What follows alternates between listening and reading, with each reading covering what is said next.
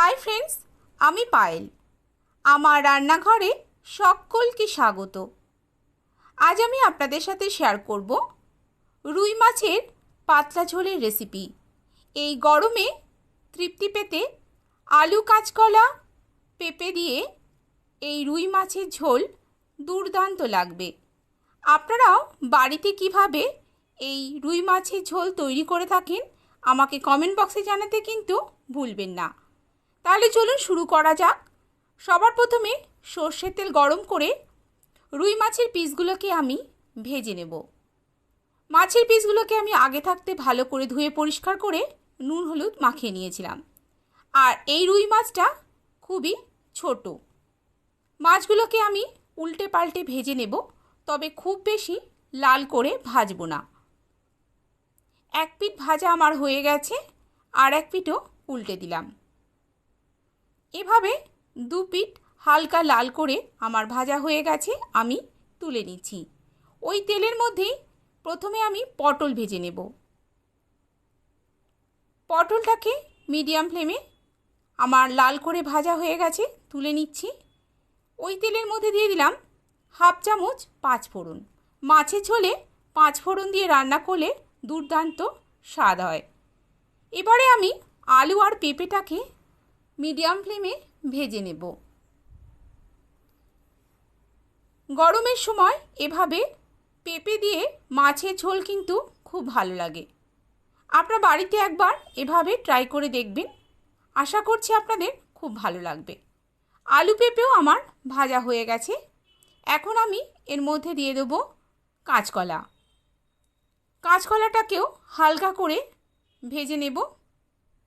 গ্যাসের ফ্লেমটা মিডিয়ামে রেখেছি। আর ভাজতে ভাজতে এখন আমি পরিমাণ মতো লবণ দিয়ে দিলাম, আর দিয়ে দেবো পরিমাণ মতো হলুদ গুঁড়ো। লবণ আর হলুদ দেওয়া আমার হয়ে গেছে। এখন আমি ভালো করে নাড়াচাড়া করে নেব। তার আগে আমি দিয়ে দিলাম 1 চামচ পরিমাণ জিরের গুঁড়ো আর 1 চামচ পরিমাণ ধনের গুঁড়ো। সব কিছু মশলা আমি দিয়ে দিয়েছি, আর কোনো মশলা আমি এই রান্নায় দেব না। এবারে আমি এটাকে নাড়াচাড়া করে ভালো করে কষিয়ে নেব। প্রায় 2 থেকে 3 মিনিট ধরে আমি এটা মশলার সাথে কষিয়ে নিয়েছি। এখন আমি এর মধ্যে দিয়ে দেবো হাফ চামচ পরিমাণ লঙ্কার গুঁড়ো। তবে আপনারা লঙ্কার গুঁড়ো পছন্দ না করলে কাঁচা লঙ্কাও দিতে পারেন। আর দিয়ে দিলাম হাফ চামচ পরিমাণ আদা বাটা আর একটা ছোট সাইজের টমেটো বাটা। তারপর আবারও সব কিছু খুব ভালো করে 1 থেকে 2 মিনিট ধরে নাড়াচাড়া করে নেব। আর এ সময় আমি এখন দিয়ে দিলাম ভেজে রাখা পটলগুলোকে। ভালো করে 1 থেকে 2 মিনিট ধরে আমার নাড়াচাড়া করা হয়ে গেছে। এখন আমি এর মধ্যে দিয়ে দেব পরিমাণ মতো জল। তবে এখানে গরম জল ব্যবহার করার চেষ্টা করবেন।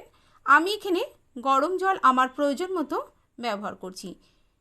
আলু এবং সমস্ত সবজি সিদ্ধ হবে সেই মতোই জল এখানে দিতে হবে, আর একটু বেশি ঝোলও থাকবে। তাই একটু বেশি পরিমাণেই এখানে জল আমি অ্যাড করলাম। এবার এটা আমি ঢাকা দিয়ে লো ফ্লেমে হতে দেব।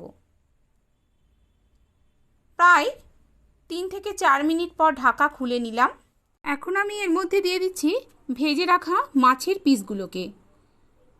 সমস্ত মাছের পিসগুলো দিয়ে দেওয়ার পর একবার ভালো মতো নাড়াচাড়া করে মিশিয়ে নিতে হবে, যাতে মাছগুলোর মধ্যে গ্রেভিটা খুব ভালোভাবে ঢুকে যায়। আর এবারে আবারও ঢাকা দিয়ে আমি রান্না করে নেব প্রায় 2 মিনিটের জন্য। 2 মিনিট পর ঢাকা খুলে নিচ্ছি। এখন আমার মাছের ঝোল সম্পূর্ণ রেডি হয়ে গেছে।